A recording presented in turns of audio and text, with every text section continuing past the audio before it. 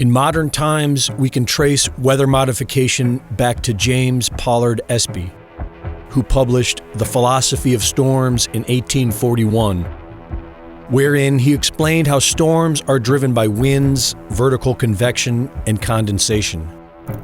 Scientists from all over began theorizing ways of controlling these factors to manipulate the weather.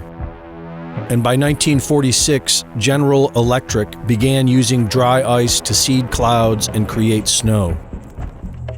The first scientifically controlled experiment of successful weather modification occurred in 1948, when Dr. Irving Langmuir was able to produce rain by artificially seeding clouds.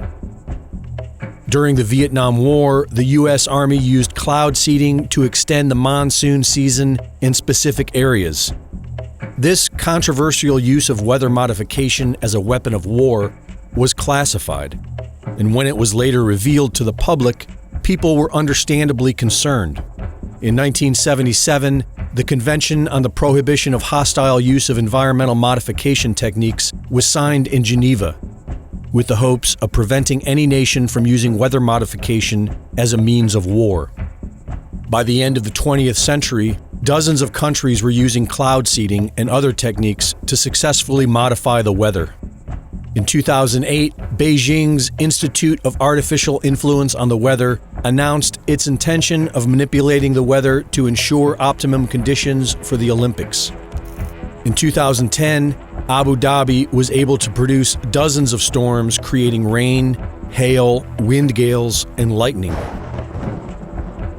As technology and weather modification advanced, it was not openly discussed in the public forum, and after decades of successful operations, was considered a conspiracy theory in pop culture.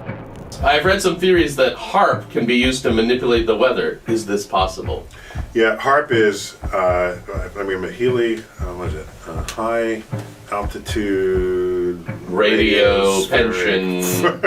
I always forget the acronym. Yeah. There are people who are sure that the government is stockpiling aliens and controlling everything about anything we would ever think about.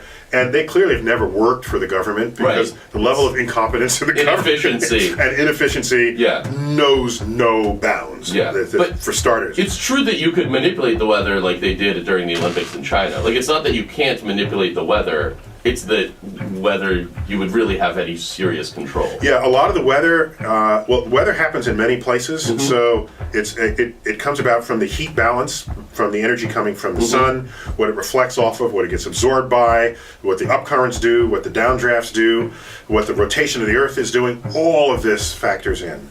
And so I have not been convinced by any of the reports to suggest that experiments in the upper atmosphere, physics experiments, are having any effect on our weather whatsoever. Right. And it would be tragic if we wanted to say, oh, that's why it's getting hotter in the world, okay? Because there's some experiment happening. That would be tragic because we would be missing the 900-pound gorilla in the room.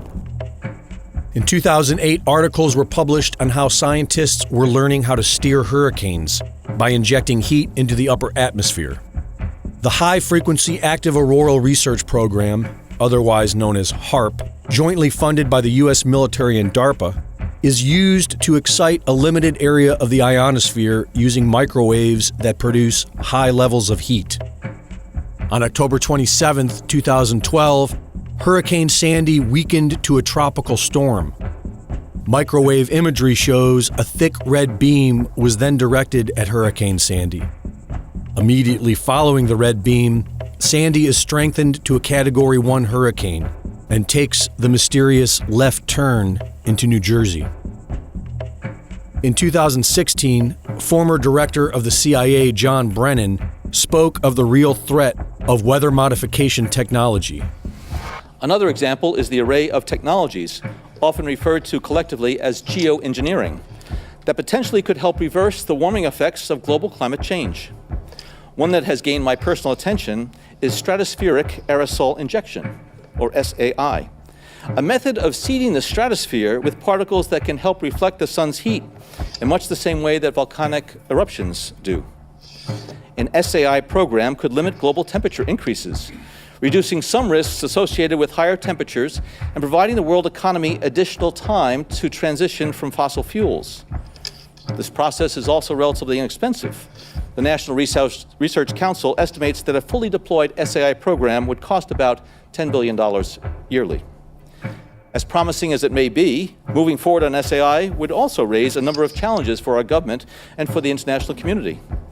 On the technical side, greenhouse gas emission reductions would still have to accompany SAI to address other climate change effects, such as ocean acidification, because SAI alone would not remove greenhouse gases from the atmosphere.